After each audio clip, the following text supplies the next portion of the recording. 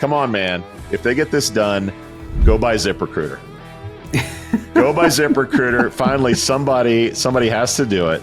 Somebody has to make me happy and buy ZipRecruiter. Well, I mean, if they've got that much lying around, I got a little company website called Work It Daily. Great domain name, great SEO. Like, call me up, you know. Yeah. Everything's for SEO, sale, right? you know what I mean? Bring it on. Talk about SEO. Yeah, that's right.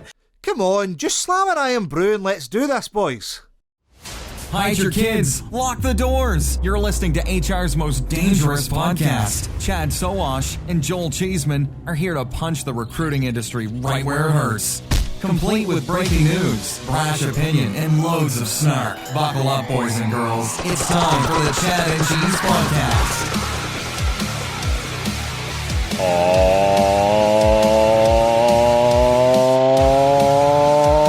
yeah. I see your Schwartz is as big as mine. This is the Chad and Cheese Podcast. I'm your co-host, Joel Midnight Hammer Cheeseman. This is Chad Gold Rush Sowash. And I'm JT Fish and Chips O'Donnell. Ooh. And on this episode, Job getting jiggy with it, Dice Pink slipping it, and Bots unpacking it. Let's do this. Hospitality is the heart of our society. It brings people together to share great food, drinks, and experiences. But successfully managing a restaurant or hotel is no easy feat. That's where Harry comes in. Harry is the frontline employee experience platform that helps you build, manage, and engage great teams. With Harry, managers can easily find and hire top talent, manage timekeeping, and communicate with employees at any time from any place. Candidates and team members can quickly and efficiently apply for jobs, swap shifts, and access important information entirely from their mobile devices.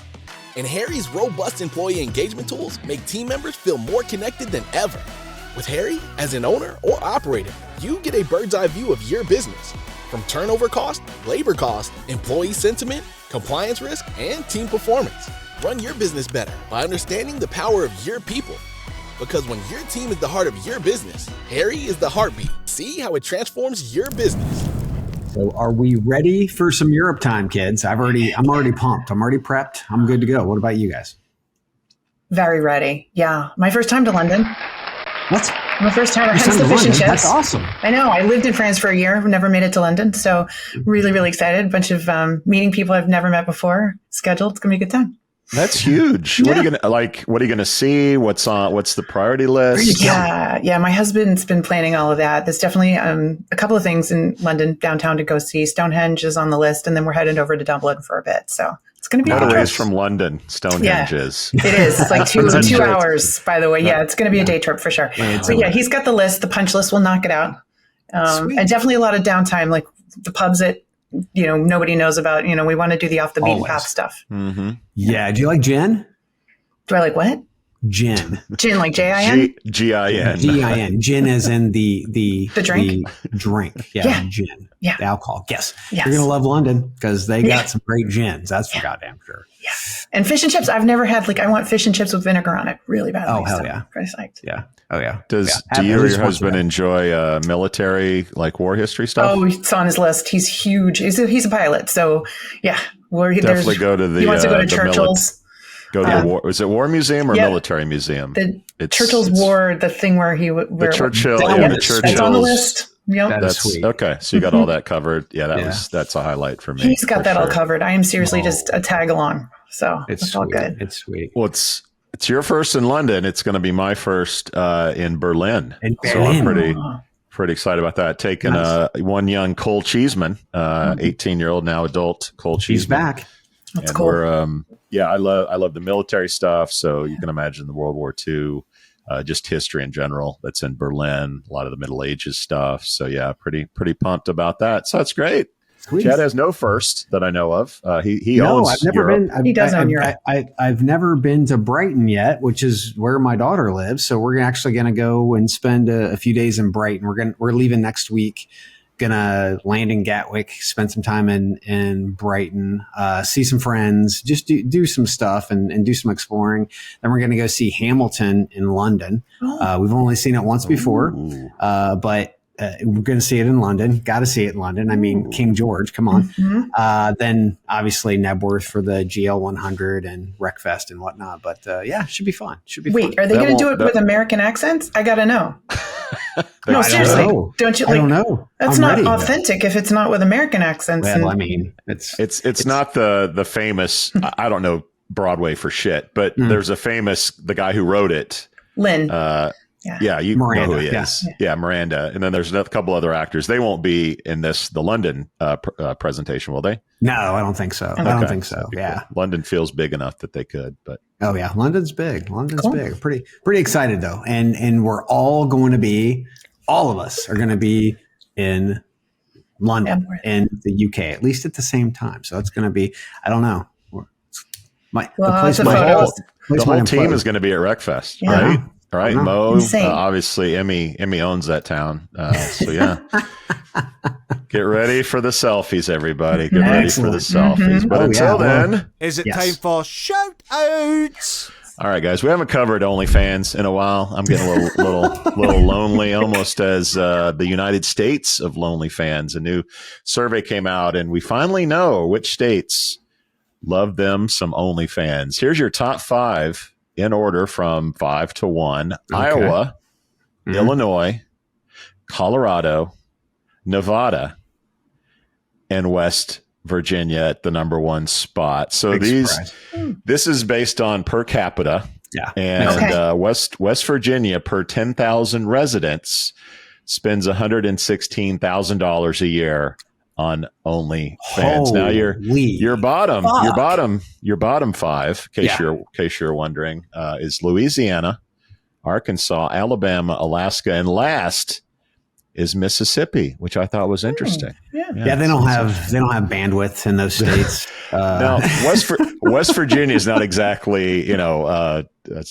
standard for high tech. So I don't know. It's kind of weird that was the list. Now, roughly 50% are married.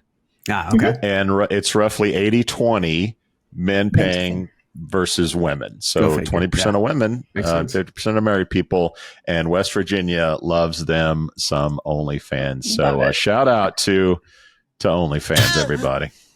Beautiful. Well, my shout out is to our friend over at Marriott, Meghan Rhatigan, and many ETA practitioners who aren't going to fall for the banana in the tailpipe that Indeed is trying to get. You're not going to fall for the banana in the tailpipe? That's right. So go ahead and roll that beautiful bean footage. Yep. Quick question. We've been hearing a lot from like Chris Foreman, former CEO of Appcast, and Indeed, talking about you're not going to be able to utilize some of these services unless you start giving them disposition data. Yeah. Which to me is total bullshit because it's none of your damn business who I hired. That's not your job. Right. That's my job. Because they're trying to get into the quality game. Like, so they want our disposition data so that they can put it into their database and be able to put like a quality marker on people. Yeah, but if they had good tech in the first place and they knew what the requirements are, they can match those up against the candidates that they have in their database.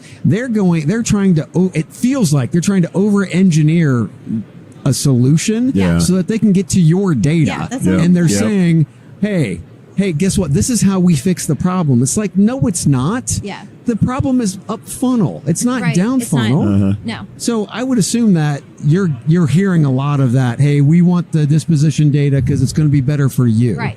Well, it's not even disposition data. It's data up and down the funnel. Oh yeah. Like they want to see everything, and we're like, no, like you cannot have, like, why would we give that to you? Sure. There's no benefit to us. It doesn't make any sense.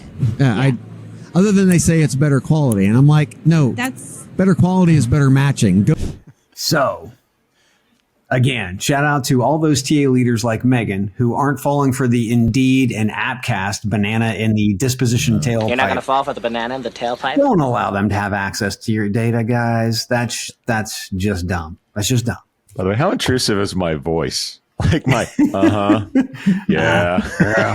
like, what Neanderthal is on this interview? Jesus Christ. You had like a split second. I didn't even know you were there until they just threw a split second up in there. Yeah. I have feelings. That hurts. What you got, JT? Over 80% of you watching right now, you watch over and over. We know you do, but you haven't liked and you haven't subscribed. Let's do that. Let's do that now. So my shout out is to Mira Murati, ex-CTO of OpenAI, who went out and said, I don't have a product. I have an idea. I don't have anything put together. Want to give me some money? And they were like, yeah, sure. Here's $28 million and we'll value you at $10 billion. She has no product. There's nothing. There's an idea. She's a VC's dream, apparently, right? Wow. What? I mean, well, Zuckerberg's giving out $100 million checks to anybody that's an employee at just to steal OpenAI. you. So, I mean, hey. This is too That's what it is, right? Like, he has no idea yet. No. And again, I think it's very apparent that Mira is an amazing talent. Don't get me wrong. No question. But in the rush to super intelligence, Joel, I think it's time for a history lesson. Oh, what? History lesson. Yep. History lesson. So kids, let's talk about pets.com. In November of 1998, the world was starting to wake up to the prospect of doing business and expanding current business models on this thing they call the internet, with companies like Yahoo, Amazon, Netscape, eBay, Google rising to prominence. It seemed like a gold rush for businesses who wanted to dramatically expand their TAM and start selling products state by state or even country by country, right? The problem was this was a deceptively promised market, right? It was totally deceptive. You couldn't just start up a website and then orders would start flowing. Now, in the case of pets.com, you had to change market behavior, which didn't happen overnight, understand product pricing. Coupons are the bane of any business. Logistics, warehouses, they had one. It was in San Francisco. That's not great. Shipping costs, much higher than they thought. Tech costs, had to buy server farms. That's right, kids. We didn't have the cloud. Labor overhead, advertising. They had to pay for that fucking sock puppet. My point is that the .com gold rush was rushed, right? Much like today, everybody wants AI. But I just read an article that Microsoft can't sell Copilot subscriptions because everyone is used to and likes ChatGPT. So Microsoft has a product. It's AI, but what about the current market behavior and saturation, right? So I believe this AI gold rush is much like the .com gold rush, which turned into a bust. It's too rushed and money is being thrown around for one reason, FOMO. Mm-hmm. Everybody's got the FOMO and the fear of missing out on another OpenAI. So that's my 2 cents on a history lesson, kids. I love that history lesson, and that has been proven through many industries, cars, trains, throughout history. So yeah. By the way, it's now super intelligence and not AGI. Like that's passe. So we're all going to say super intelligence from now on. And by the way, I understand, as I understand it, Zuckerberg has gotten 4 OpenAI folks to $100 million apiece. So he's up to almost half a billion. Not sure. What I've heard is 4 OpenAI folks have taken him up on whatever. We should buy jazzhands.ai because I think that would be the best. I like that. By the way, there's a documentary called startup.com that I'm sure is somewhere on the streaming services. That's a really cool, like late 90s startup story about all the stuff you're talking about. The rise, the crash and burn. You'll laugh, you'll cry. It's all good. Can I add one more quick shout out? Of course. All right. So my 2 daughters begged me to watch this show, Love Island, this season. Oh, Jesus. I went in kicking and screaming. But the first time I heard it, I was like, Steven, you're Steven that does all your soundovers. I was like, he's the speaker of Love Island. Oh my gosh. Because the guy usually does shout out and he says all this stuff. And I was like, I know this guy. I know him already. He does the shout outs on the podcast I'm on. I didn't know that he was doing so if you listen to Love Island, you know what I'm talking about right now with that. So it sounds almost as good as I like free stuff. Oh yeah.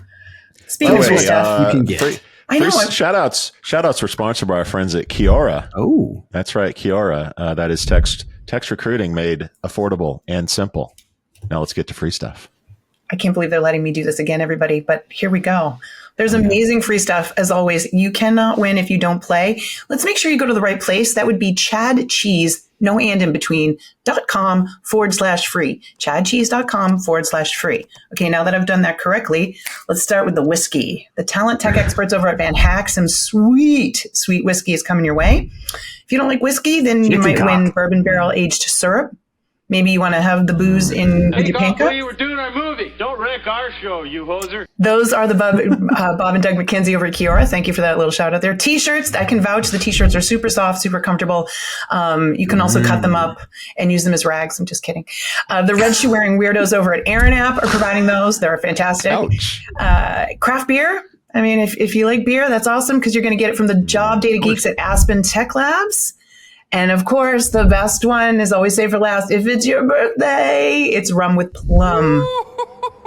Really? Gotta go to ChadCheese.com/free or you cannot win. I know I can. Yeah. I can feel it all the way down in my plum. That's right, kids. Celebrating another trip around the sun for Lise Cuevas, Chad Matson, Megan Maker, Deb Lindsley, Joshua Taratsenzi, Tommy Mincer, Brock Magnus, Maria Colacurcio, Giles Stephen, Joel Keane, Scott Eichner, Sarah Holder, Adam Wardlow, Warren Titjen, Paul DeBitagenis, China Gorman, Josh Akers, and Kyle Lagunas. Happy birthday! And just for Chad, it's also Ariana Grande's birthday this week. Very nice. And Spaceballs celebrates a birthday. And they've got Spaceballs 2 that's coming out. Yes. Yeah, which is guaranteed to be a total downer because every time they do this, it's never good. It's never good. It's never I don't know. good. Naked Gun 2 looks pretty good, by the way. Yes.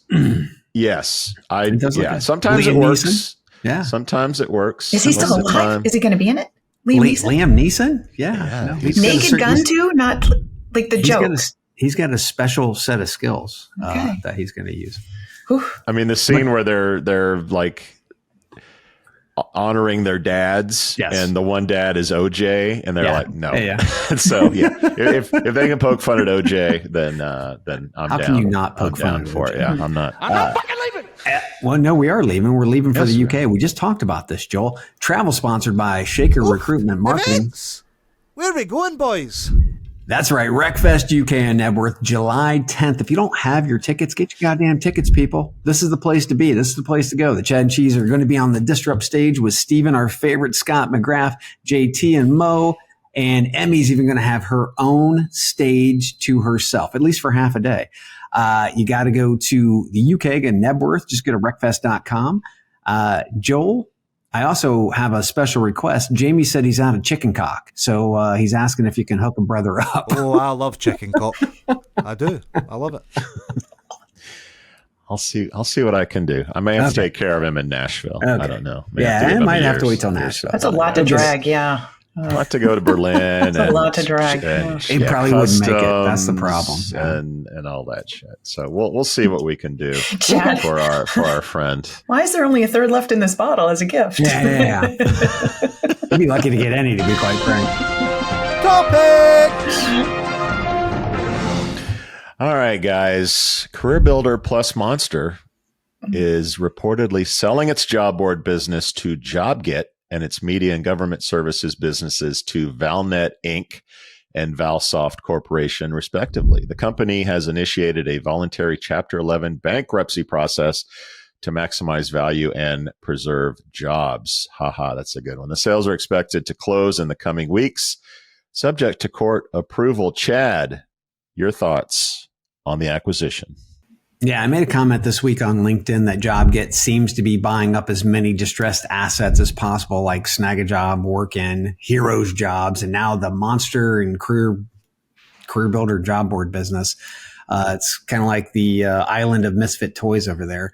But the most logical question is why? Why would JobGet buy? And I mean, if they're buying the revenue portfolio, it's really a stopgap solution at best. I mean, yeah, it will artificially increase the revenues and make burn look a little bit more manageable. But these are majorly distressed assets that took money to operate. And I doubt JobGet will be growing headcount and burn to do that. But I mean, I really want to see them do something with this. So I'm hoping to see their official statement soon so we can have some fun with it. Now down to the brass tacks that I think is most important. This from the official form 201, which is the voluntary petition for non-individuals filing for bankruptcy. That's right. That's a Chapter 11, kids. Companies involved: Zen JV, Monster Worldwide, Fastweb, Monster Government Solutions, Camaro Acquisition, CareerBuilder Government Solutions. There are a shit ton of companies here that are a part of this bankruptcy. CareerBuilder France Holdings and Military Advantage. Here's the important part. Listen up. The unsecure creditors, the people who are owed money. That's right. CareerBuilder Monster owes Jobverse, who's their agency of record, $2.7 million. Text Kernel, $2.2 million. They owe Google $1.9 million. Talroo, they owe Talroo $1.7 million. And just a little speculation here, that might be why Thad's gone. I would hate to hear that, but $1.7 million, that could take a chunk out of anybody's ass at Talroo. JobGet, $1.5 million. So think about that. JobGet's looking to actually negotiate, possibly discount on price, because you already owe me $1.5 million, motherfuckers. Appcast is owed $900,000. Jobcase, $700,000. Brazen, the online job fair people, $510,000. Recruitix, $438,000. Next, a little over $400,000. Jovio, $250,000. Aimwell, $250,000. So many companies in our space, mainly on the recruitment marketing side of the house. They are owed shit tons of cash. But let's be clear, at the front of the line with their hands out, much like Oliver Twist, will be Ronstadt, and they are secured debt, right? So they're going to get their money before any of these guys get money. Apollo is insulated from this mess, and many companies in our industry who provided services that I just mentioned to Monster plus CareerBuilder could get totally fucked. Screwed. The tune of millions. This is the roulette game you play when you're dealing with VC who have bought a mature company and are selling it for parts. When they believe they're down to the rotting carcass, they stop paying their bills, and their vendors are the one holding the bag. So CareerBuilder and Monster, top 30 unsecured creditors, are owed $25.5 million. That's just the top 30. Unsecured creditors are likely to retrieve, and this is just a little research that I did, they're likely to retrieve anywhere from 0 to 50% of what they are owed. While So you get nothing. Possible. You lose. Good day, sir. While Apollo sits on a pile of fucking cash. So we all know it. The system's fucked. But when you work with VC, this is the kind of shit that happens, and I fucking hate it, especially for all those companies that I mentioned. That just hurts. You do a good job, and you get fucked, and that's not cool. Doesn't anyone notice this? I feel like I'm taking crazy pills. JT, it looks like you got something to say. No, I mean, it's shame on you, just to, and all those companies you mentioned, right? But that's not a small amount to write off on your receipt. Oh, no. That's huge, That's going to trickle down to your people.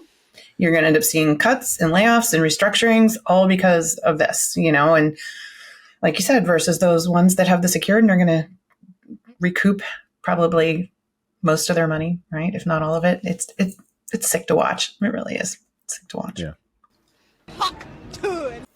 Yeah, write down galore. So a couple things on this.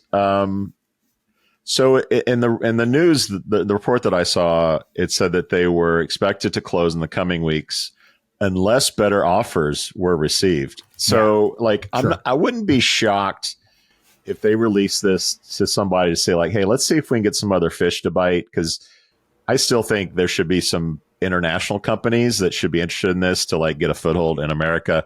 I did not see JobGet coming at all. they would have been way down on the list of potential acquirers, even though they have acquired Snag a Job and Heroes Jobs and Seasons, some of the ones that you're talking about. I mean, they've received $55-ish million. JobGet has, which is nothing to sneeze at. But when we're talking about buying companies that used to be valued at $8 billion, how the hell JobGet got enough money? I don't know, it was creditors or got some more money for a series, like they're going to announce a series C, I guess, B or C down the line. But I wouldn't be shocked if JobGet doesn't get this and somebody comes in late and makes a better offer. We'll see. Someone I know in the industry whose name will remain nameless came to me and said they think it's a great idea that JobGet's buying them, and that because they think they know something that none of us do about Google search, right? You know, SEO is tanking right now. Everybody's using AI. Google's scrambling to figure out how to be relevant as it's Your dropping, friend thinks right? JobGet has the secret formula. So that's why I'm not naming the person. I don't want to out them. They think they're hedging their bets, and that Google's going to come out with something magical. And now all of a sudden you've grabbed all that domain, right? All those pages, all that domain, and they're going to be able to turn around and do something incredible and get it into AI searches. And that's how they're going to be. That's what I was told. But I'm again. That is a moving target right now. What you're going to do? They got a banana in the tailpipe. Secret plan. So we'll see. The math isn't mathing for me, but we'll see. We'll see. The number two is if this deal does happen, JobGet needs to trash the name immediately, unless there is so much equity in SEO, which I don't see it when I do searches. Kind of search around Monster. This Monster should become every brand that JobGet has acquired. That's just my 2 cents. Monster is still a good brand. It's great URL.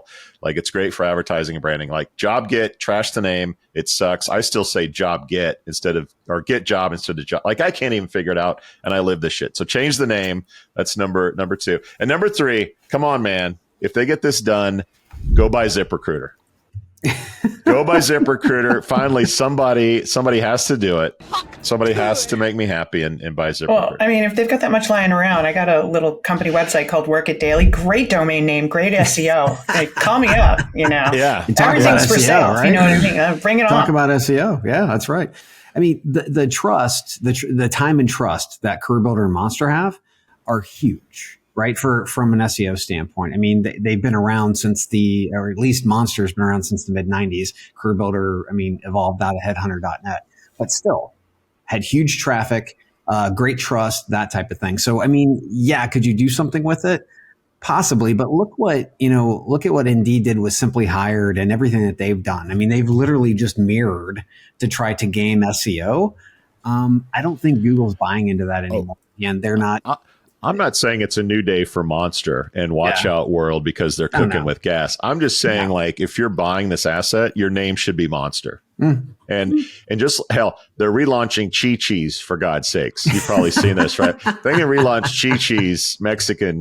They can relaunch Monster for sure. So I leave it to Cheeseman to know that Chi-Chi's is coming back. I mean, history lesson. You can pick up these clearance rack TJ Maxx sales as companies falter and go out of business. I mean, like, and resurge the brand. We listen to Pivot, I think, pretty frequently, and Professor Galloway talks about back in the day they used to buy Yellow Pages, and the thing is those businesses stay profitable for a long, long time, and if you can just buy them, cut everybody out, you can just keep adding money to the bottom line. Now, these are inevitably dying businesses, but if you can keep ahead of the Grim Reaper, long enough, then you can get, some money back from what you invest. So, long shot, we'll see what happens. But those would be my takes on what's going on. And I didn't see this one coming at all. This one escalated very quickly. Well, that's because we didn't know how much debt they had, right? And we didn't know that JobGet was one of the bigger debtors, right? Yeah. So, I mean, that makes it a little bit easier to provide some leverage to prospectively get some of those assets.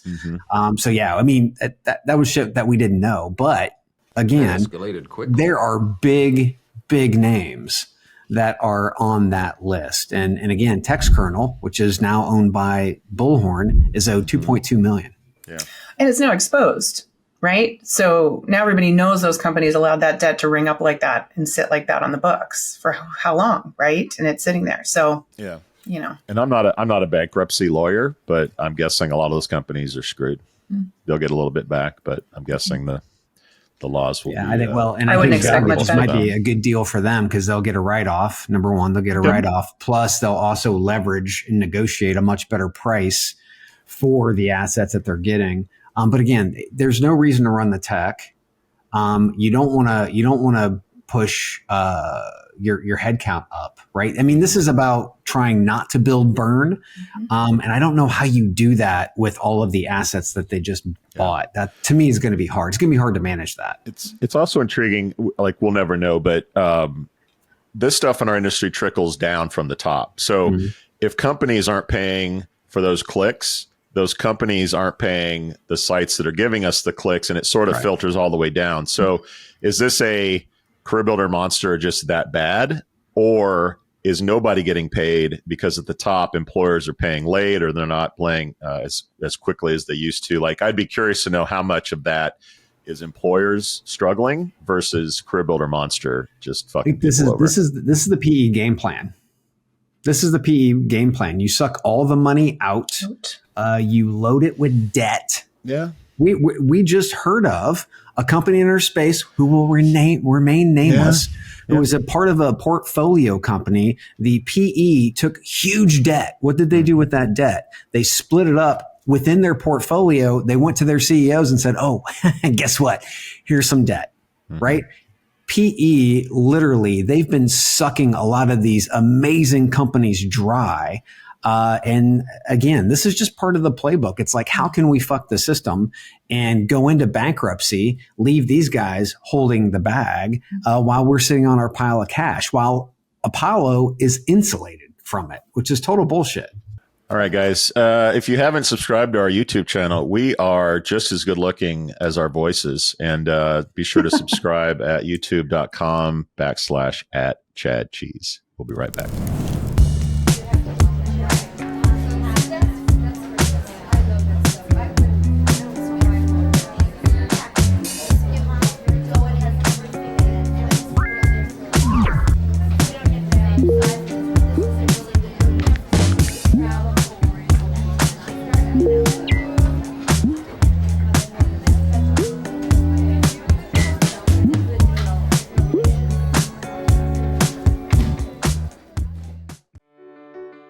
So you posted a new job ad. Now you can sit back and wait for the applications to roll in, right? That's why we built JobPixel. Imagine showing candidates why your company is great with real people, real stories, and real culture. With JobPixel, it's not just another job ad. It's an invitation to something much bigger. Video gives you a 3 times better response rate. So instead of chasing after candidates, they'll be coming to you. And with a 34% boost in conversions, candidates aren't just looking, they're applying. And if you're worried about people clicking away, don't be. Our videos reduce bounce rates by 25%. That means they're watching, they're engaged, and they're interested. 282% more engagement. Yeah, you're gonna need a bigger inbox. Finding the right candidate is tough, but with JobPixel, it doesn't have to be. Show your company's authentic story, and the candidates will follow. Let's make recruiting fun again, because honestly, it could use some help. Do you want to see how JobPixel can save you time and money while achieving your KPIs? Schedule a demo today.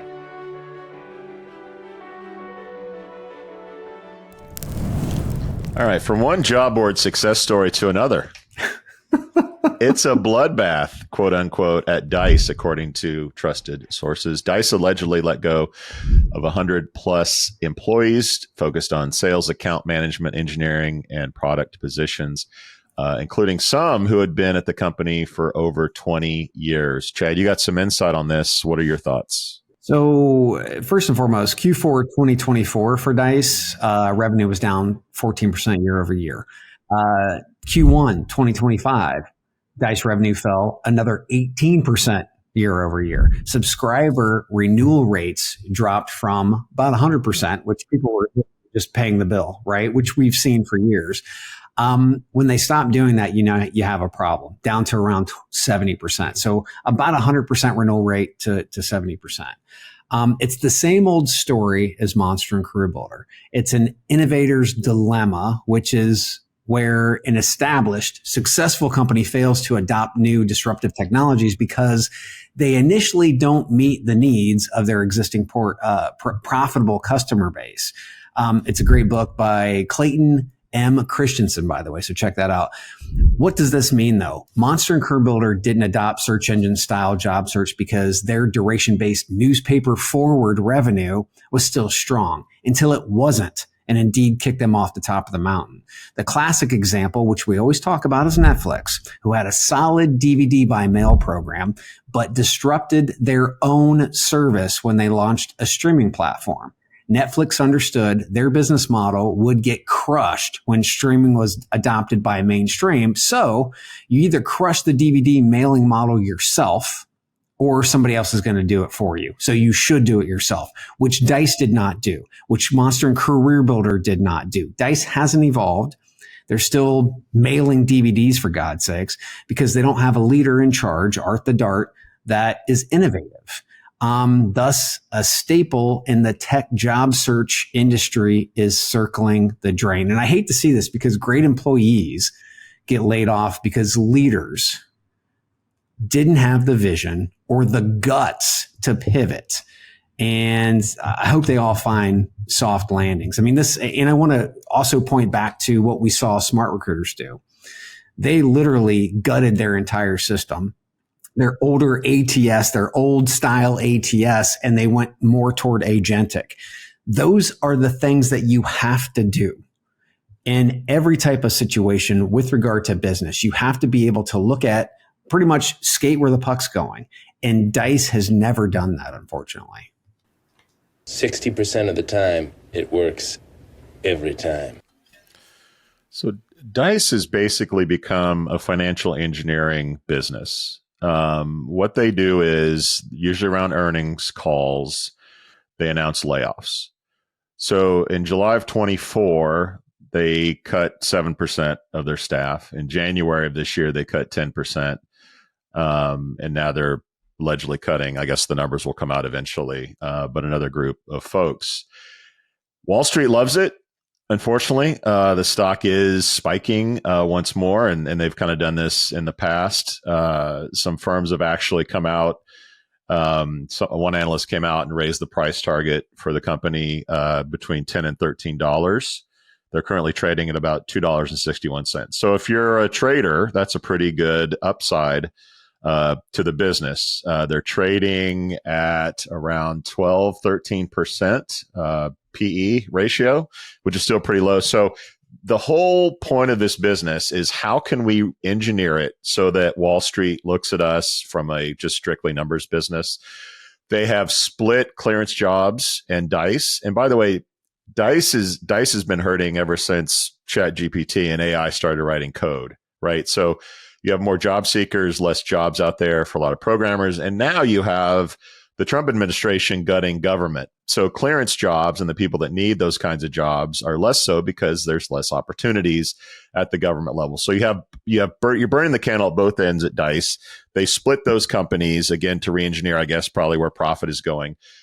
Art is pretty good. He is artful at doing this game, and Wall Street and the investors like it. Now, the people that he's put in, the president of Dice, his name's Paul Farnsworth. You should go search some videos. He used to be a product guy. He used to look like me. He became president, shaved, got a haircut, and looks pretty good. But some of the old videos of him as product guy, he used to be a plumber, probably a really nice guy. You want to party with Paul. But is he the guy that takes Dice to the next level? I don't think so. I think he's a puppet for Art to kind of do whatever Art says. And I'm sure Clarence Jobs, president, is the same way. So this has become just a financial engineering company. Nobody wants this job. So Art is going to stay where he is for the time being until they take it private and sell it to maybe Apollo or maybe JobGet, soon to be Monster.com. We'll see. We know what's happening to job boards across the board. They're dying. Right? The way that works doesn't work anymore. Job seekers hate them. It's not working anymore. And so it shouldn't surprise us that this is happening to Dice, especially when it's tech. When you think about AI's wiped out entire careers. If you go look up the dictionary, the definition of career is something that you work at for a long period of time. every job's temporary today. Most of us are the careers we're going to have in 5 or 6 years don't exist yet, but we're certainly not going to be in the same ones. It's evolving. And to know that is to think, how do you cut back your business if it's in something that's as dead as job boards? Stay profitable long enough to reinvent yourself and move in a different direction. I mean, that's the only thing left to do. I hate to say it, so I'm going to be an optimist here and say, you watch what happened to CareerBuilder and Monster, you're seeing what's happening to Dice. If you're a job board listening to this today, you're thinking, how do I cut back and really invest in innovation? How do I go find something new in the space? Because it's innovate or die right now, right? The bigger the disruption, the bigger the innovation. I think we're sitting on a very cool opportunity right now. So as we talk about this, I'm excited a year from now when we're talking about things that we're like, wow, that's cool. Didn't see that company. I really believe that that's hopefully what we're going to get out of desperation. People can't keep sitting there, as cash cows and thinking they're going to just keep collecting those big paychecks without innovating. So I hope that forces that and that we see that kind of change because we need it. We really do need it. I mean, how do you get jobs? They can't be public. They can't be public and do that. If they go private, I agree with you. Fair. There's then no maybe way. That's what you do. That's my point. Like maybe enough already. They used to say amputate by the inch. Let's be done with it. Ooh. I hate to say it, but that's what they're all doing. That's now that's the fastest way to die is amputate by the inch. Get it done. Yeah. And I'm, stinks, but you got to do it. Yeah. So the job boards that are doing well, right? They are evolving. They're becoming something entirely different, right? And they're becoming niche and they're focusing on quality. And I think that's the big key is we went to Indeed, which was broad-based, Monster broad-based, CareerBuilder broad-based. You can go there for anything, right? Then you can't build communities that way, right? Because you're just not good at anything. You try to do everything, you're not good at anything, right? So you take a look at like tech sectors or financial sectors or things like that, and then you go niche. Now, the problem was Dice was already there, niche. Mm-hmm. The problem was, though, they didn't evolve. They just continued to be a job board. That was it. You have to go toward quality. In that case, they just got flanked by, Hack a Job, Hacker Rank. I mean, all these different coding systems. Yeah, GitHub. They just got outflanked. And they had an opportunity, a decade ago, to make this happen, but they didn't. Again, it's the innovator's dilemma. So I think job boards out there have a great opportunity to focus on quality. If it's okay for me to say, so I'm an advisor to Job Leap, Josh Gamble and crew, former Recruitix. And when they came to me, I said, the only way we're going to do this is if you create a job shopping experience. Nobody has paid attention to the job seeker. Let's create a user experience. And we pushed back hard on their development team. And when we launched a month ago, my job seekers are obsessed with it because they come in, it asks them a few questions. It starts to show them jobs and they literally start just with thumbs up, thumbs down. Is this what you're looking for? And then we give them a scorecard. And it says, based on what you're looking for, these are the real jobs that are out there. And these are the ones that you're 80% or better a match for. And these are 70%. Don't apply. Like we're forcing them to understand what the reality of the market is, what's available. Yeah. Then here's where it gets amazing to them. Let's say I'm a job that I'm a 90% match for. I click on it.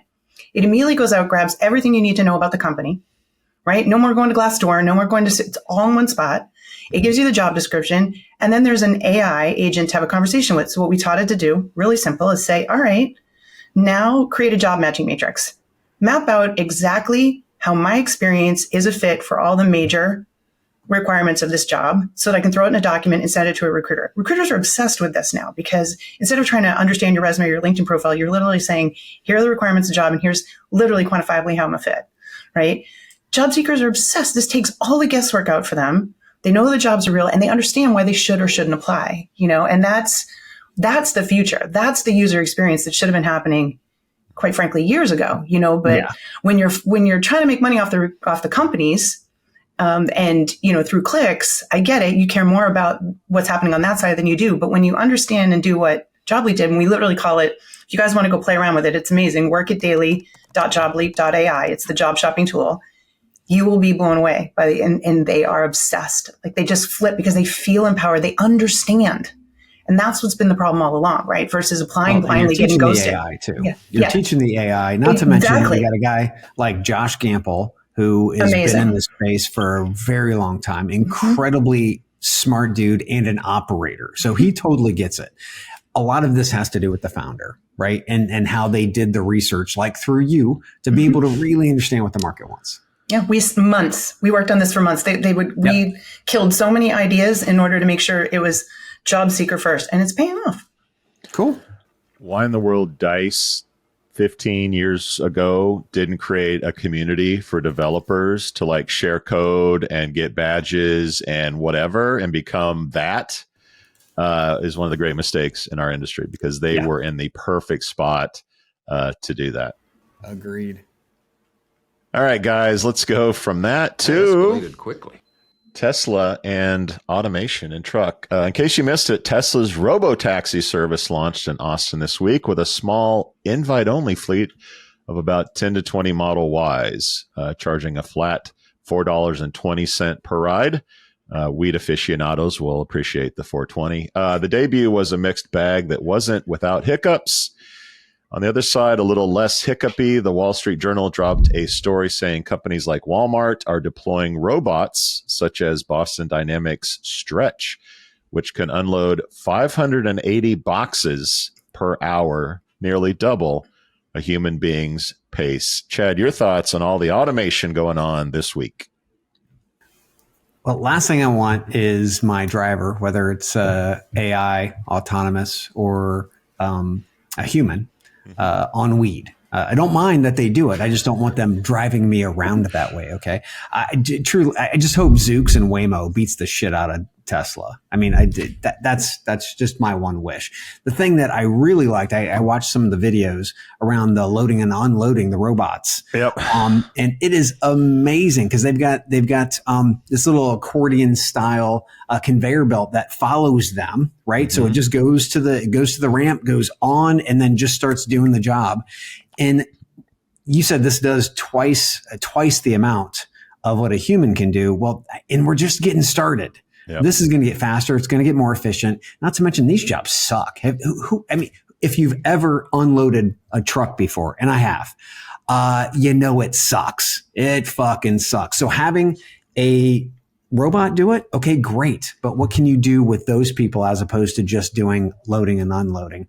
That's the big question. Shitty jobs. Will it create other jobs? No clue. That's some of the biggest questions that are still up in the air today. Yeah. I'm not fucking leaving. So let's look at a quick video of a Tesla highlighted by one of the, Tesla influencers.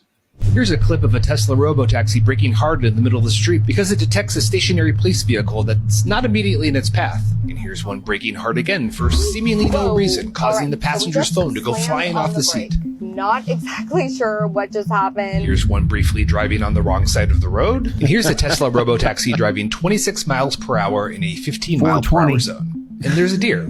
Hi, deer. These are just a few of the examples of the rocky rollout of Tesla's Robotaxi service in Austin, Texas this week. Elon Musk has been promising thousands of fully autonomous, unsupervised Robotaxis that can drive anywhere under any circumstances. And what we got was a little different. The fleet was small, about 10 or 20 Model Y vehicles. Access was invite only, with invitations only going to Tesla influencers and diehard fans of Elon Musk. And the service area was just a tiny slice of South Austin. No highways, no airports. Musk's claim that the vehicles would be unsupervised also turned out to be inaccurate. The Robotaxis featured Tesla-employed safety monitors in the front passenger seat who allegedly had access to a kill switch that would disable the vehicle in case something went wrong, which it did a few times. Shit. One safety driver had to hop into the driver's seat and navigate a Robotaxi out of a tight squeeze. Also, it's unclear how autonomous these Robotaxis actually are, as some eagle-eyed sleuth spotted a steering wheel for remote driving in the background of a photo of Tesla's Robotaxi command center in Austin. To be sure, most of these rides looked like they went really smooth. I watched many hours of live streams with riders fawning over every little detail, even when they were getting dropped off in the middle of a busy intersection. It continued on further than I expected. They had nothing but kind words for Tesla. Opportunities for improvement. Yeah. Look, I'm not trying to nitpick. Even Waymo, which is far and away the leader in the Robotaxi space, gets stuck sometimes too. But it's only been a few days, and already Tesla's racking up some pretty significant mistakes, which I think raises a lot of red flags about the company's readiness. So I do think that it's good that Tesla's taking precautions by using safety monitors and remote drivers. This is a good thing. but I do think it's an acknowledgement that the company's technology is not really ready for prime time. Musk has said he wants thousands of robotaxis on the road by the end of this year, perhaps even 1 million by the end of next year. If not over 1 million Teslas doing self-driving in the US. I'm about ready to. That's right. So Jesus, fucking jazz hands, boy. Cars suck. They're bad. They're bad to own. Insurance sucks. You got to house these things in basically an extra room in your house in a garage. I am all here for the autonomous driving. I am all here for Waymo, Zoox. Tesla will get this right eventually. I have an 8-year-old kid. I hope that he grows up in a world where he doesn't have to own a car if he doesn't want to, that these cars will take you wherever you want to go. They'll show up wherever you are. You don't have to buy insurance. You have to buy the car. Like that experience sucks as well. So I'm all down for the automated car, trend. And I've been in a Waymo. I've been in a Waymo in a circular driveway that just kept doing circles until I had to call like the headquarters, and somebody's like, "Oh, what's going on?" Like I'm just looping, and they probably had some guy with a steering wheel saying like, "Okay, I'm going to take over the car and take it out." So we're really hard on these companies, but they are doing miracle work. Like think about when you were a kid. If you saw this stuff, you would think it was mind blowing, and it really is. Like they'll get some of this stuff fixed. So I'm all here for the autonomous car. As far as jobs, it's going to disrupt a whole lot of jobs. Drivers, taxis, trucking will be eventually in this realm. So from a jobs perspective, it's going to have huge impact on the automated truck unloading or unloading robot. That is really, they call it the holy grail of automation. Like, and I spent a short time at UPS one summer, and these literally human beings go in these containers and they're lifting basically up to 70-pound boxes and putting them on conveyor belts. So imagine doing that for 3, 4, 5, 6 hours. No, it's incredibly hard. People get injured. Companies got to pay a lot of money for people that are out of work, back-breaking stuff. So if robots can do that, I mean, that's a godsend for a lot of companies, as well as being way more productive and getting the shit that we want at our doorstep much quicker than we have previously. So I'm mostly optimistic about this news. It will create more jobs around how do you maintain these robots? How do you manage them? They showed one person with like an iPad sort of managing all the unloaders. So I'm all for it.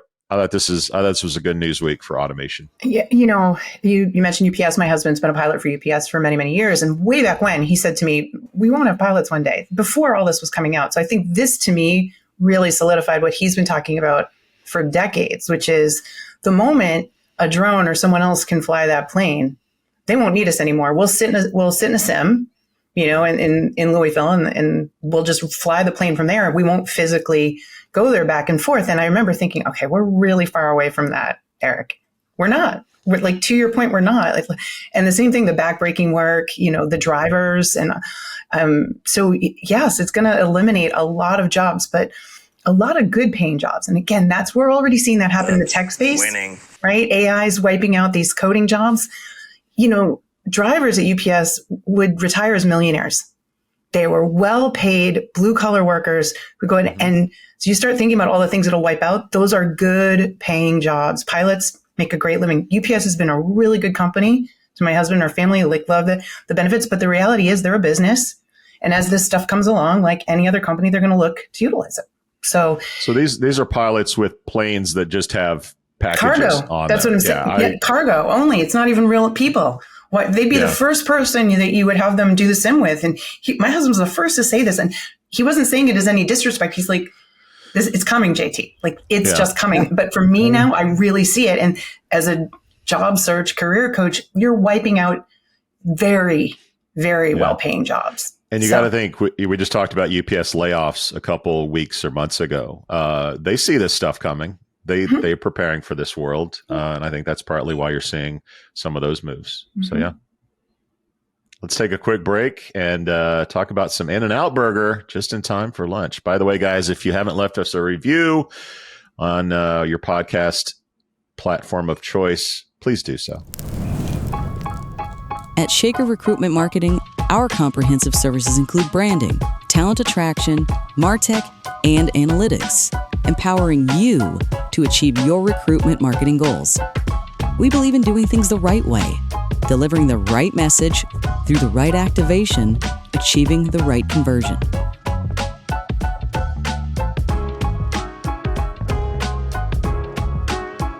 For us, business is deeply personal. Our legacy is built on relationships. Together with our people, clients, and partners, we've been shaping the world of talent for over 70 years.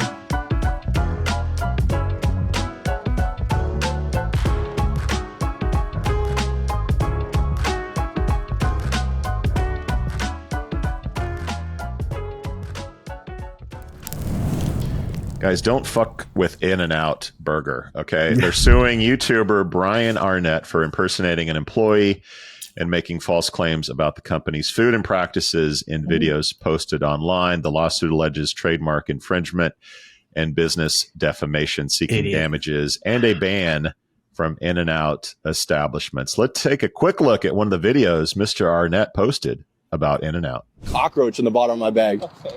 Happy Easter, man. How you doing today? Let me get a double, Brody, and then order fries. Man, hey, there was a cockroach in my bag, bro. A cockroach? Yeah. Like, what's going on here?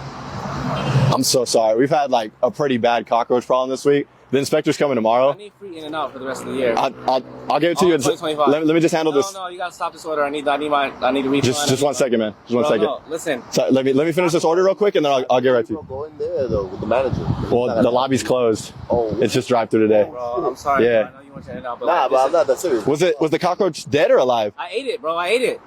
It's in my stomach. I'll refund you, man.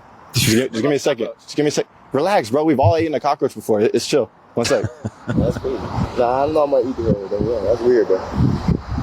It's not that I'm weird. out. It's just a cockroach. Cockroach, bro. I'm headed to Taco Bell. That sounds like a better choice for me. That's weird, bro. Bruh. So, Chad, what do you think about Arnett and his little gag there? And In-N-Out's response. He's an idiot. I mean, was the other guy an actor too? I would assume so. He was in on it. Yeah, there wasn't really a cockroach. Yeah, he was in on that. Yeah, don't sue us, In-N-Out. We're just showing. From a brand standpoint, that's just fucking stupid. I mean, yeah, stupid. Don't do it. Influencers can be influencers without trying to do stupid bullshit like that. Yeah. JT, you're somewhat of an influencer whisperer. Like, what are your thoughts on this? It brings me back to the Dennis Rodman days. Do you remember how he just got more and more outrageous in order to get like attention and then the hair and the wedding dress? Right. And he would just go and go and go because the addiction's there to try to keep it going. And I think for a lot of influencers, that's where they're at now. I mean, the market is saturated with so many different people playing pranks, doing things, whatever, Mr. Beast has paved the way. And so they're all trying to be the next Mr. Beast. And sometimes they're going to make rookie mistakes when they're that young and they don't understand business.